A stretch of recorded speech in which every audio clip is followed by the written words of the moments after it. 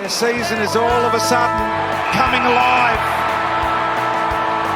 and the Tiger fans can sense it. The big names were involved today. Hello and welcome to Thursday Lines. I'm Luke O'Brien, aka OB. Thursday Lines is brought to you by Little Birdie TV, topsport.com.au, Punting Form and Comics Lounge. As we say, welcome to MG with some breaking news. It's been a big morning in AFL. What's happening? What's doing? Been a huge week. Yeah, we thought NRL and Toprope would be taken over with the first coach hitting the deck for the year, but we've had news come through that the Kangaroos, big signing in the off-season, Clarkson has now stepped down from his coaching role, and one of your mates, St Kilda's ex-Ratton, has taken over. Part-time coach has stepped straight into the frying pan. I'm not sure what happened. Was he all the coaches stand on the line and then everyone took a step backwards and he was the only one left on the line? Well, he's now a 3-time interim coach, so that's something to hang your hat on. And having known Brett, I just think he wanted to sort of take it a little bit easy this year, and now he's thrust right back in the limelight. So at least he's got no pressure on himself. If he wins 2 or 3 games for the rest of the year, he'll be hailed. That's right. As we say, what's the reason Clarko has left the gig? Is he, given his history, has he gone to do some campaigning to Ron DeSantis or any of those hardcore right guys over there, or?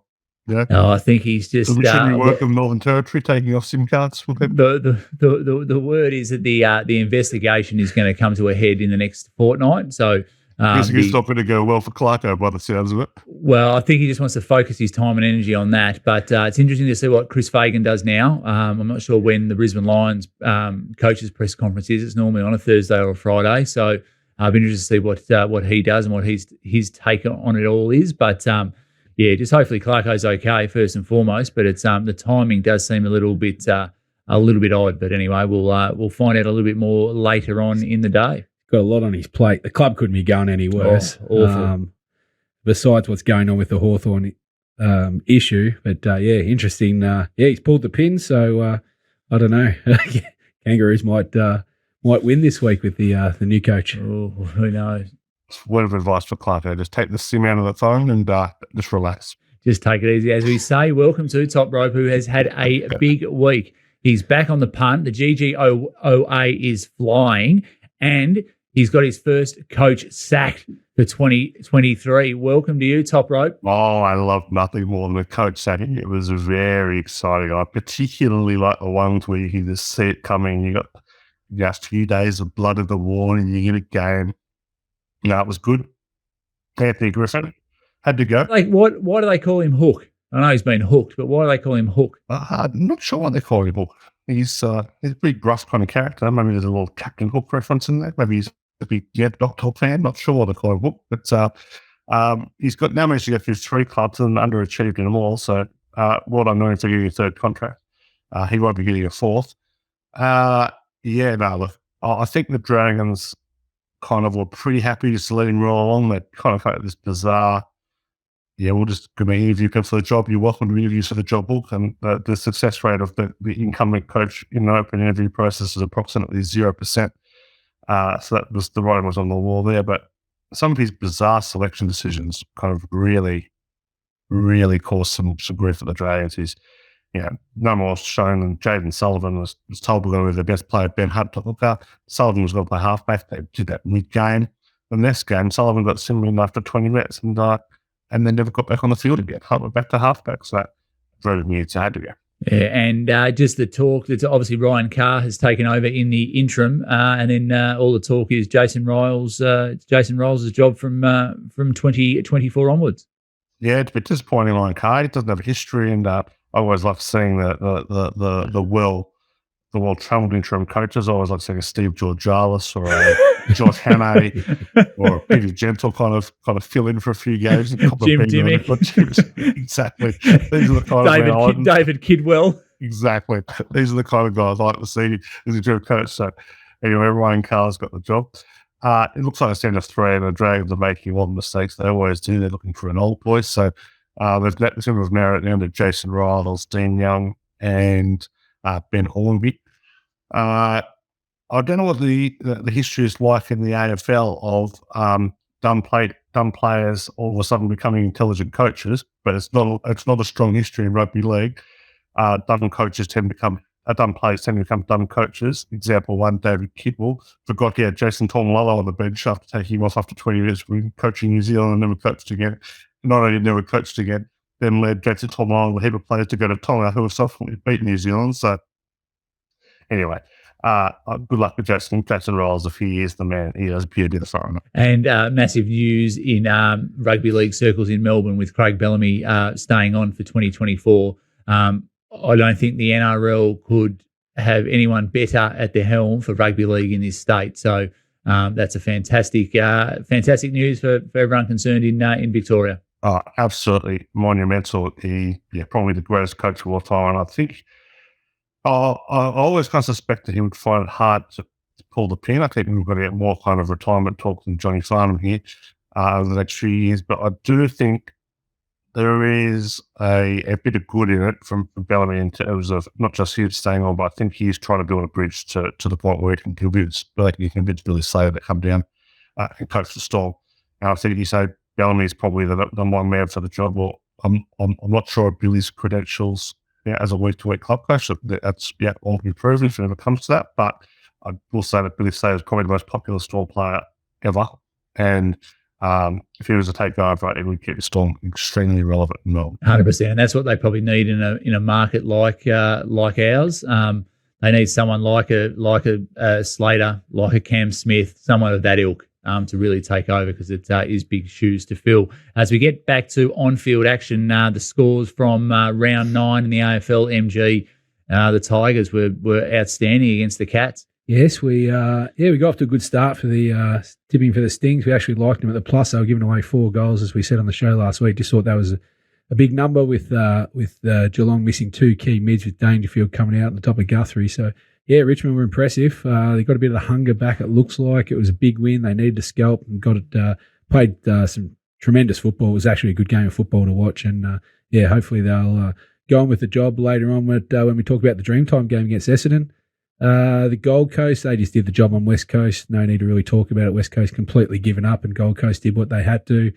Second upset of the week was Freo again, around that 4-goal mark they were giving away against Sydney, who were fielding half a side. They needed the scalp that they got as well, and Sydney in all sorts now. I think their season is all but done.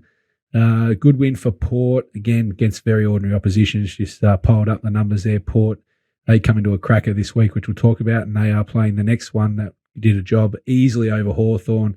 Melbourne were never really got out of a gear, I didn't think, and just put another 50-point victory on the board. They covered the line easily. Brisbane, low-scoring game. Again, the weather holds true up there. The dew set in and made scoring difficult. We did speak about that with the total.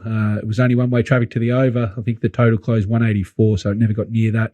Brisbane, solid win. Danaher kicking his old team again, kicking 6 goals, which is the most he's kicked for Brisbane.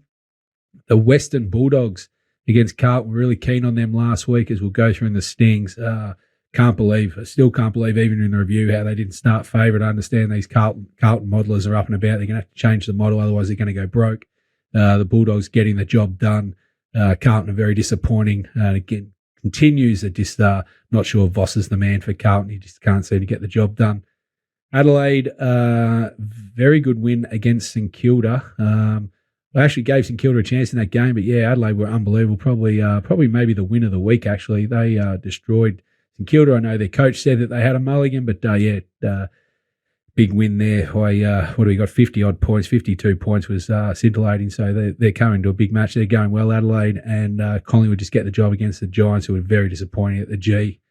Collingwood again, they just don't lose at the G. I think they've won 16 of the last 17 there, so they're impressive. As we look at the round 9 stats, 6 of 9 favourites, cover the line, 6 of 9. The overs, 5 of 9, and the home team, 4 of 9. So a little bit of a mixed bag there, and the season just keeps ticking along. 53 out of 81 favourites at 65% is probably your go. High scoring affairs there with the over total 45 out of 81, and the covered the line and the home team just under 50% there. So it's probably the favourites and the over total going all right. Yeah, a bit of an even week. The bookies probably fought back after having 3 straight weeks of the punters being on top. Just a notice there is the home favourites only running at 50% is quite low for home ground advantage this year. Hasn't played out, and that's probably due with three bottom sides at the bottom of the ladder, and maybe skewing that a bit. But at the moment it's slightly to the outsiders, the underdogs, and definitely overscoring at this stage. Which is a bit different to the NRL. It's favourites. As we look at the scores from round 11 there, Top Rope. Yeah, the Storm, well fancied, beat the top of the table Broncos 24-16, putting on a small losing run there. But I wouldn't say that the best of Storm, but did enough to get the job done. Pretty controversial game, plenty of sin winnings. Warriors beat the Bulldogs. Bulldogs were dreadful, not in the contest at all. 24-12 flooded them. The Panthers absolutely put the Roosters in the henhouse this week, 48-4. It was a complete castration. It was a abhorrent performance from the Chooks. Panthers very, very good, very, very slick and real statement in there.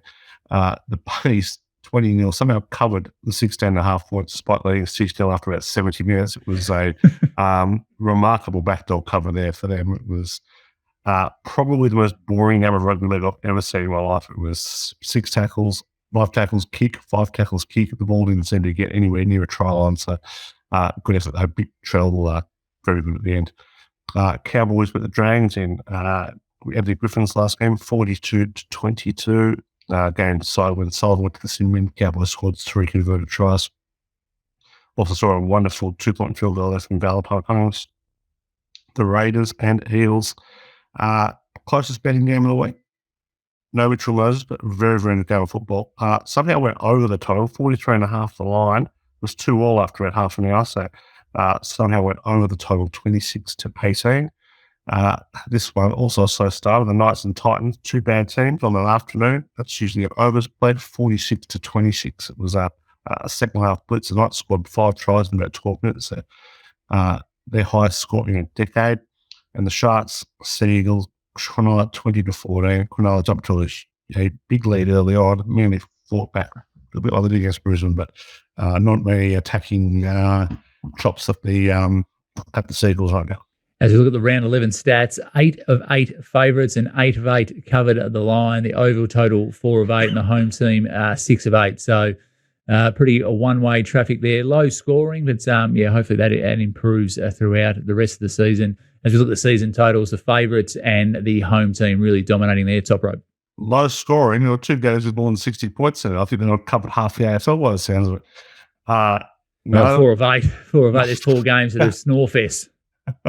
Well, I won't disagree with the Tigers Rabbitohs. That was an absolute slogfest. First time I can recall.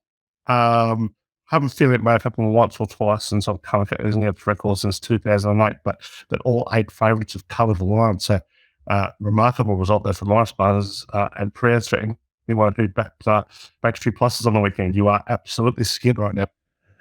Beautiful. As we look at the global wrap, big golf weekend, the PGA Championship is almost upon us. Jason Day obviously won the Byron Nelson Championship. I think his first win in, was it 13 years? Does that sound about right? No, 5 years. 5 years. Okay, sorry, Jason. And Adam Scott also was hitting the ball nicely. But have we got a tip for you there, Top Rope, in the PGA Championship that gets underway tonight? Well, just before that, Northern saw Cameron Smith shoot a 561 on the live event and lost a player for Dustin Johnson. So big weekend for the Aussies. I think there's nothing exciting with this, but I think John Rahm is playing the best golf of anyone. I think remarkable value at the price. He's clear top profiler. I'm backing Cameron Young. I think it's a good bet. And if we're looking for a real roughie, I'll be looking at Cameron Davis. And just a reminder to look at the podcast that you and Scooty were on yesterday. All your PGA Championship betting covered there in one spot. So get that on the little birdie.live shop for all your PGA action. The NBA playoffs continue. I think the Celtics and the Heat are doing battle as we speak. 4 teams left. The Celtics are sort of $2, $2.05-ish as they're playing at the moment. And then the Nuggets at $3.10, the Lakers at $3.80, and the Heat are the outsiders. A lot of skeptics out there saying that the Celtics and the Lakers are due to do a battle, but the Nuggets will have a bit of a say in that. Stanley Cup, NHL continues as well.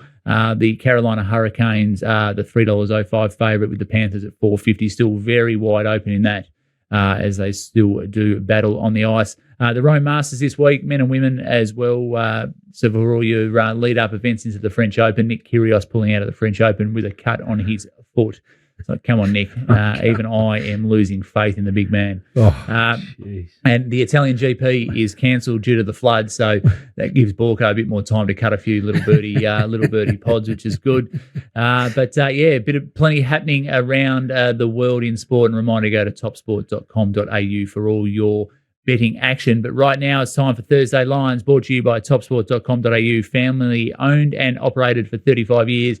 Bet with a bookie you can trust. Bet with topsport.com.au. As we look at the AFL Premiership prices there, MG, not much doing. It's still the full four-horse race by all reports. Yeah, I think it's pretty much set in. Collingwood have trimmed up a little after their big win. Melbourne rock solid around that 450, 460 mark. Brisbane have come in a little bit to 550 as they keep rolling along. Geelong just turned out a bit after losing to Richmond last week. Port Adelaide keep winning, so they've shortened a bit. Actually, and the Crows, both the South Australian sides. Obviously, Adelaide with their big win, and the Bulldogs have come back into it. And even Richmond now have resurfaced back on, and those Blues who, I think, 3 weeks ago now, we may have potted them at the $11 out to 26. They're only going one way. That's right. As we look at the AFL Stings, it was going along very nicely on Saturday. And then a bit of a Black Saturday as well. But Black Sunday, 5 of 8 for you this week, 18.5 units bets. Result was plus 3.55 and the profit on turnover, 19.2%, if you don't mind. A big week in there for the AFL Stings. And the season just keeps on rolling along, 38 and 22, 147.5 units bets. Plus 26.32 on the result, and the POT 17.84, just ticking along nicely, MG. Yeah, unfortunately, the Sunday, myself and Toprope didn't turn up. Saturday night, we put the champagne on ice. We were going nicely at 5-0 and 4-0. Toprope was in the NRL and just didn't complete the job. So, it was a good start to the week and everything like that. Just unfortunately fell apart on the Sunday. So, ended up scraping out a grinding win. But, just holding pretty true. So, it's a winning week, but had thoughts of grandeur knocking it out of the park. But anyway, we've got plenty of action already on the way for round 10 this week. We might have a chat to Scooty about just a Thursday, Friday, Saturday package. That might be the go. As we look at the NRL Premiership prices, top rope, it's the Panthers and the Rabbitohs. The Storm sort of still keeping around the mark there. And the Broncos and the Sharks and the Roosters at $10. They're going awful. And then the Fins at 23. But it looks like sort of the Panthers, Rabbitohs, Storm, and maybe the Sharks. What about the Dolphins being on the 7th line of betting? Who would have thought that was totally amazing? That's right. Fins up. Fins up, baby. Fins up. Penrith is just no ahead of the Bunnies. Premiership favourite isn't it 48-4 and nearly was a real statement there. So I look for Souths out of those two there. Melbourne, staking on the radar. Their Premiership hopes probably going to swing on whether Pat gets back or not. And I think, there's more secretiveness around Pat's return than there is, around national security matters at the site. And it's, one well and truly under wraps. Below that, I couldn't have the Roosters. I couldn't have the Broncos. Probably the Sharks for mine. I think they've got the tools there. They've been switching on off of it, which is not great, but I think they're probably the other ones who are there, and no one below them can win. As we look at the round 11 GGOA, it was all one-way traffic, 4 of 5, 11.5 units bets, plus 4.55 profit on turnover, just under 40% if you don't mind. And the season just keeps on ticking along, 38 and 31, 167 unit bets, just a little tick over into the positive there for Top Rope. But going along nicely, mate. Yeah, it was good to stop the Rots after a couple of ordinary weeks. So, found some minuses, found some overs, and it was a good result. Just a reminder, if you haven't signed up for the GGOA or the AFL Stings, they're both available in the littlebirdie.live shop for all your serious punting action. As we have a look at the Friday night blockbuster in the AFL, MG, it's the Power at $2.20, the Demons $1.66, the line 6.5, over under 169.5. That's the Friday night blockbuster at the Adelaide Oval. Yeah, we've got about 4 or 5 real crackers this week, and the other couple we probably will skip over later in the thing. But yeah, Friday night's as good as it gets here. OB, fourth v second on the ladder, so top 4 clash, and these teams have won a combined 10 between them. So 6 in a row to Port, 4 in a row to Melbourne, and both teams going along beautifully at the moment. Port have won 4 out of 5 at home, so that will go well for them. Both off 6-day breaks, so that kind of cancels each other out. Be interesting. These teams probably need a scalp. They've kind of found their way through soft draws this year so far, and they've kind of got teams at their weaker points, but all you can do is win. So it'd be a good test for both sides to actually, see where they are out, win or loss out of this game. Melbourne are away, and Port's home ground advantage does worry me a bit. I'm just going to shade Melbourne they've gone from -4.5 up to 6.5, so the money has been with them early. I shade them even though they are playing away from home. I just don't like the fact that Port have lost Marshall injured, and Dixon, there's a big concern on whether he gets up, and if he does, he might be a little sore. And I don't like the fact that Port's rucks absolutely got murdered by Goldstein last week. So if Goldstein can manhandle him, don't know what Gawn and Grundy are going to do. So I think they've got a big advantage in 2 areas there. I'm warming to Melbourne like the market at this stage. But yeah, the concern is being away from home. And for the total, I'm going to go with the 23 stats instead of the history stats here. The history stats show that 9 straight unders between these two teams at a low average of 150 points per game. But this year, they've been over totals. Melbourne score heavily 5 times this year, 100 points or more. Combined between the two, 198 points per points per game between them. So the over 169.5 looks the stronger play than the Melbourne minus. Beautiful. Love that. Love a few stats there for all the punters. As we look at the 8 p.m. Friday night game, it sees the Rabbitohs $1.37, the Eels $3.10, the line -8.5, over under 42.5. Top rope. Yeah, bet of the week. South Sydney minus. And Greg Cannon the minus. I've been over here as well. But South have won 6 straight against Parra. The last 6 wins have all been more 14 plus. The average margin of victory 25.33. They've covered 8 of the last 10.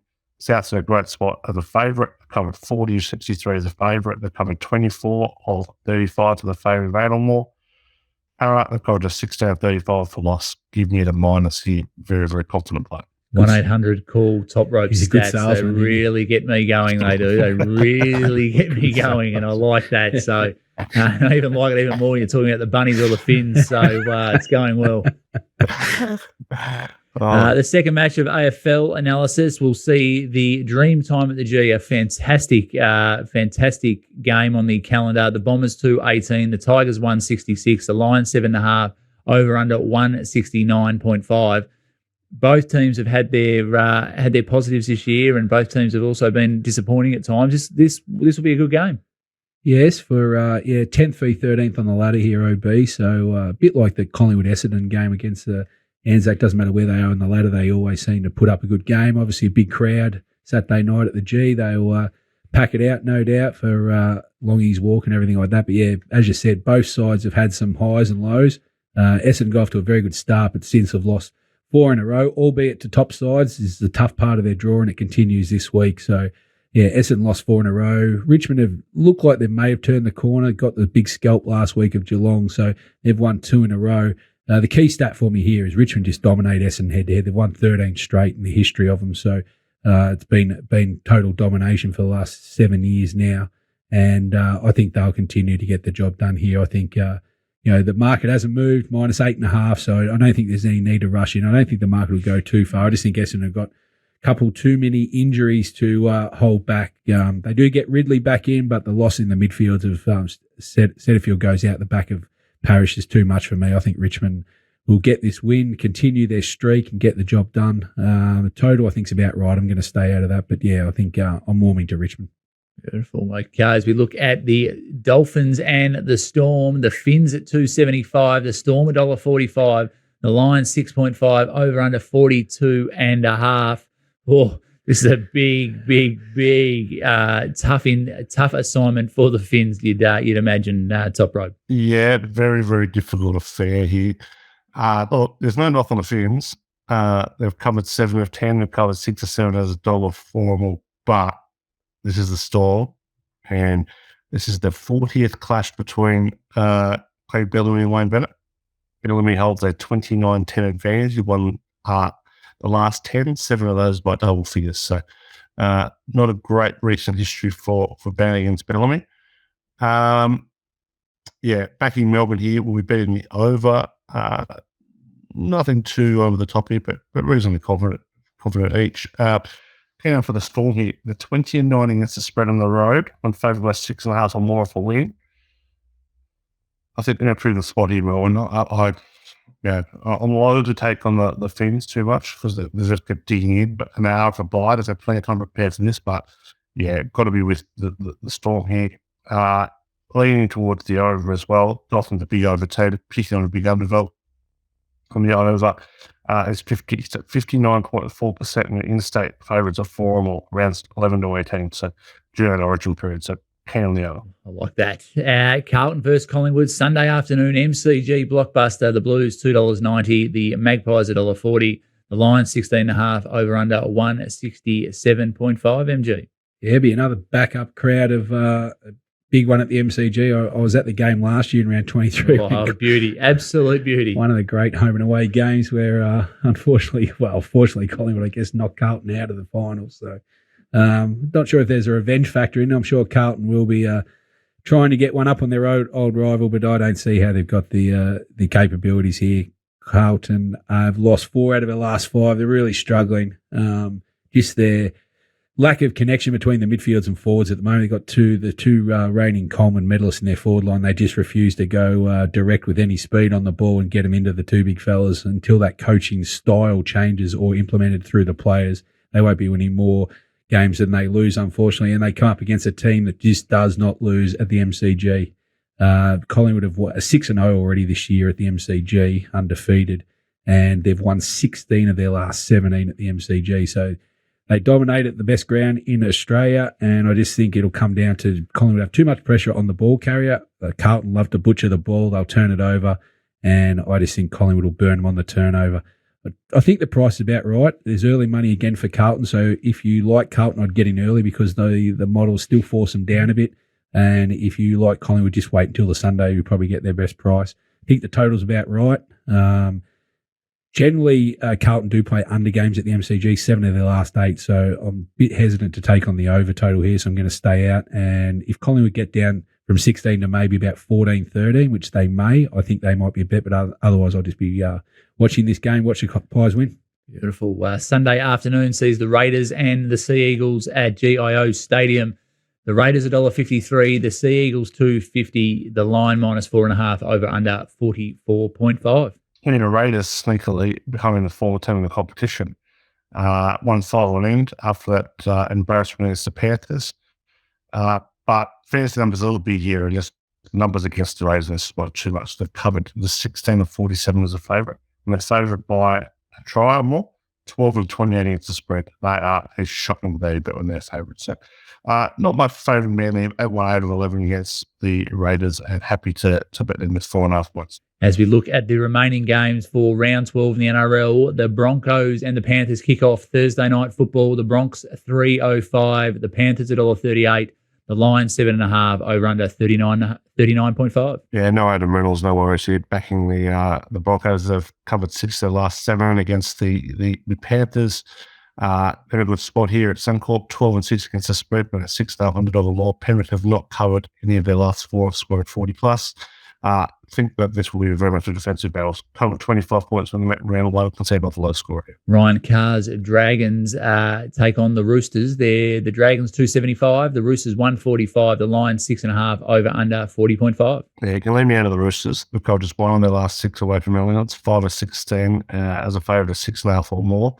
The new coach Bouts is an absolute crock of shit, but I do think not having the bizarre interchange rotations that Anthony Griffin was running will bounce at them, and they've covered 12 of 19 at Collingwood, so give me the Saints +6.5. Saturday afternoon sees the Sharks and the Knights do battle. The Sharks $1.38, the Knights $3.05, the line -8.5, over under 46.5. Yeah, off to Kosabi here. Total very, very high, clipping a warm day and a fast track here.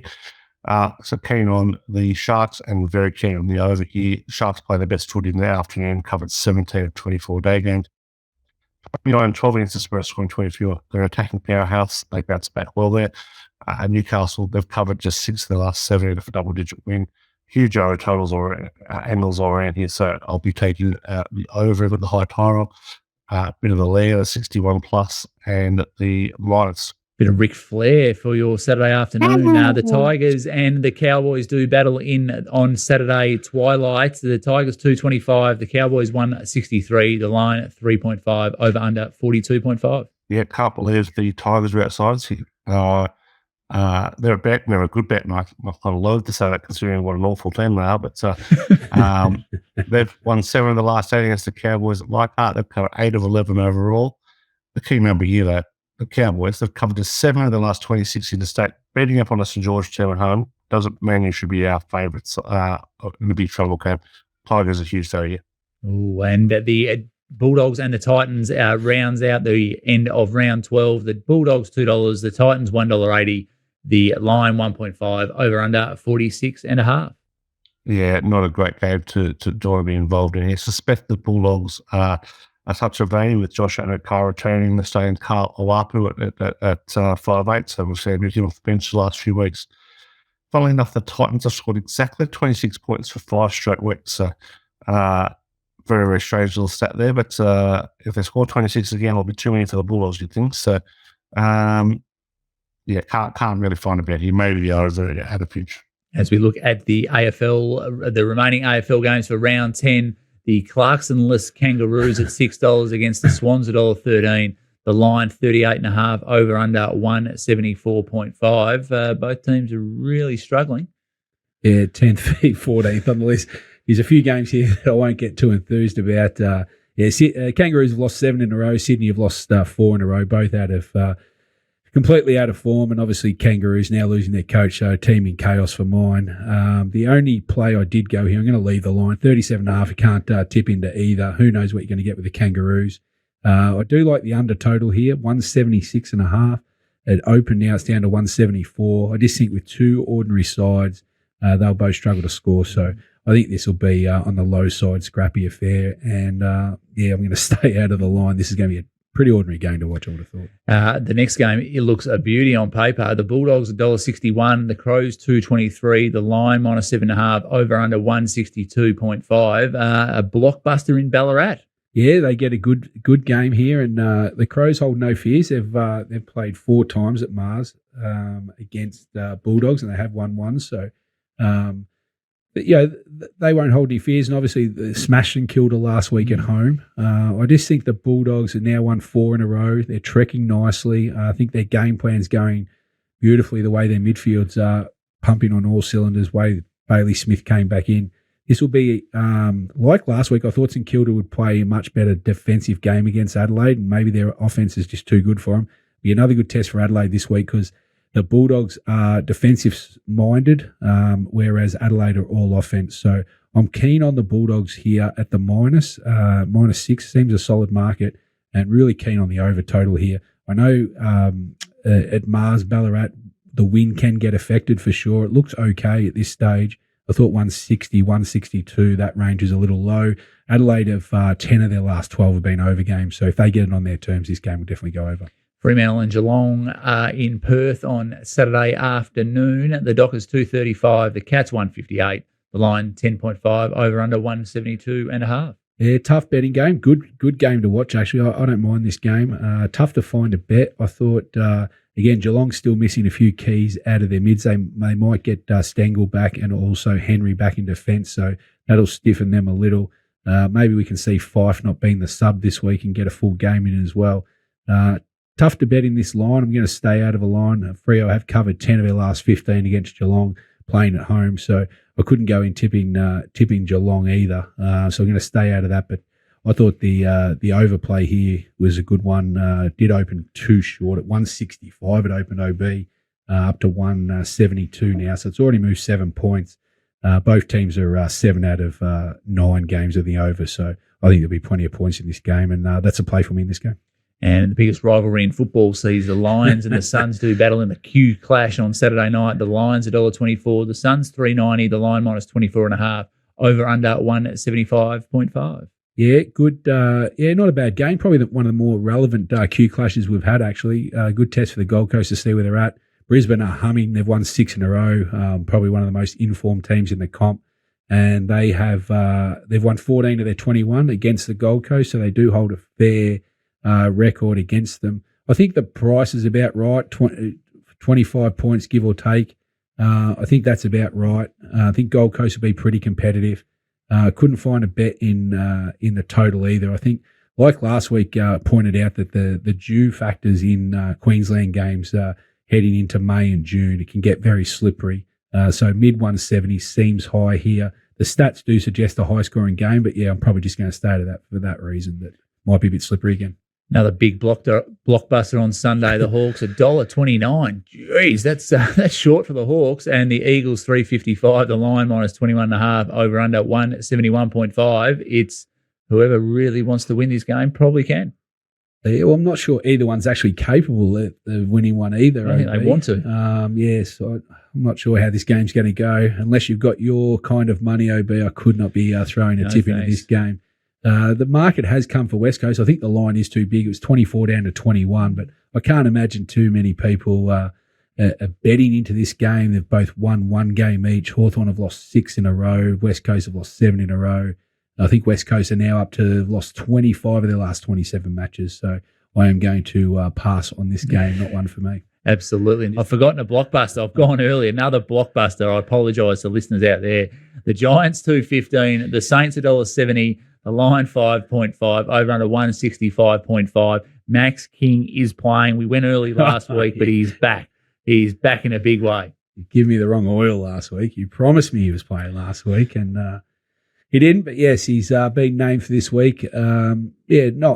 Won't expect the world from Max, but he'll definitely straighten them up and give them a target to play. They do lose memory to offset that, so a bit of pressure on Max straight up as well. Good game here. Giants were very disappointing against Collingwood last week. They didn't give a yelp for the first time this year, and they're going to have to find something to beat St Kilda, who also got smacked by Adelaide. So it'll be interesting to see. St Kilda got off to a very good start. They didn't measure up against Adelaide, so they'd want to get the win back on the GWS. They've won 3 straight head-to-head here against the GWS. The alarming stat for me is GWS have lost 14 straight against top 8 sides. So that is a concern that they only play around in the bottom half. But yeah, tough to find a bet here. I'm going to stay out on both areas. I just think even the total, the good stat if you do like the overs as opposed to the unders in the total is GWS at this ground are 20-6 in the overs. So if you want to play that way, but if St Kilda, Ross Lyon, I think he's going to have to hit back and park the bus. So I would have to stay out of the total, and I'm going to stay out of a line here. I like the Giants in that one, but we'll keep that under wraps. As we say, thank you to Toprope and MG. A reminder that the GGOA is located in the Little Birdie live shop for $33 a week for your NRL betting action. We say thank you, Toprope. Have a good weekend. Enjoy the golf. And a reminder that the golf podcast is available in the Little Birdie live shop as well. What a pleasure, gents. Major weekend, Indigenous round in the NRL. It's all happening. Indigenous round in the AFL as well. So it's Indigenous round. Is that an ironic statement for the AFL? Look, we're doing the right thing by all concerned. It's the national game, the native game. So the AFL always leading the way in that department. We'll leave Toprope on that note. And we say thank you to MG. A reminder the AFL stings are available for $25 a week in the Little Birdie live shop. As well, and you off to Carlton Collingwood on Sunday? Yeah, I'm waiting for you to give me a ticket. You got a row out there, so yeah, if I get a ticket from OB, I'll be attending the game. Looks like you're not going. So anyway, that's a wrap for this week. Thursday Lions. Thanks to MG and Toprope. Follow us on YouTube. You can find us in the Apple Store, on Spotify, on SoundCloud, wherever you listen to all your good podcasts. Follow at Little Birdie TV on Twitter and Instagram. Remember, all your footy betting action can be found at topsport.com.au. Join us next week. And remember to punt well, punt responsibly, and have a great weekend punt.